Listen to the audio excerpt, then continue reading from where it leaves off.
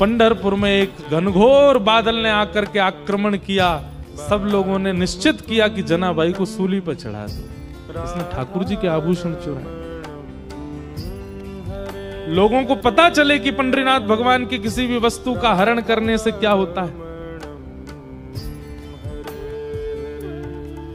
थोड़ा सा रोष किया जनाबाई ने। पंडरीनाथ के सामने जनाबाई कहती हैं, बोले कि नाथ मुझे सूली पर चढ़ने में दिक्कत नहीं, पर कल को आपके भगत बहुत डरेंगे। जैसे रात में मेरे घर आ गए थे, मैंने तो द्वार खोल के भीतर बुला लिया था। कल को किसी और के घर जाओगे तो कोई द्वार खोलेगा नहीं। आपका क्या पता कहीं कड़ूला छोड़ के चले जाओ, कहीं मुकुट छोड़ के चले जाओ, सुबह आरोप लगे तो। लेकिन जनाबाई क्रोध तो कर रही है, लेकिन प्रेम में कर रही है। ठीक है, पर मुझे स्वीकार है। किसी ने प्रश्न किया नामदेव जी ने क्यों नहीं रोका? क्योंकि नामदेव जी जान गए थे कि ठाकुर जी अब जना को संसार में नहीं देखना चाहते, उसको अपने नित्य निकुंज में बुलाना चाहते हैं। वो सदा उनके पास रहे, ठाकुर जी की वो इच्छा है। सब लोगों ने सूली बना दी और जनाबाई को उस पर चढ़ा दिया।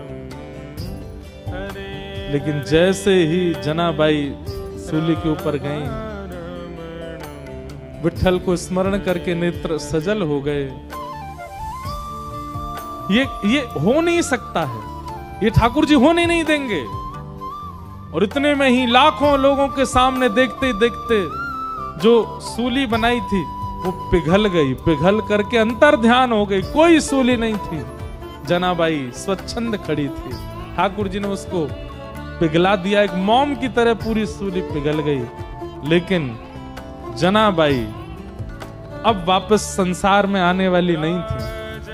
खड़े खड़े जनाबाई ने वहीं अपने देह का त्याग कर दिया और श्री ठाकुर जी की नित्य लीला में प्रवेश करेंगे।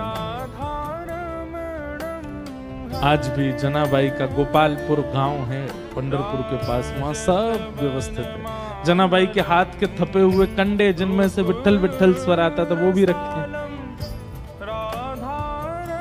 ठाकुर जी ने श्री नित्य लीला में प्रवेश करा दिया जनाबाई।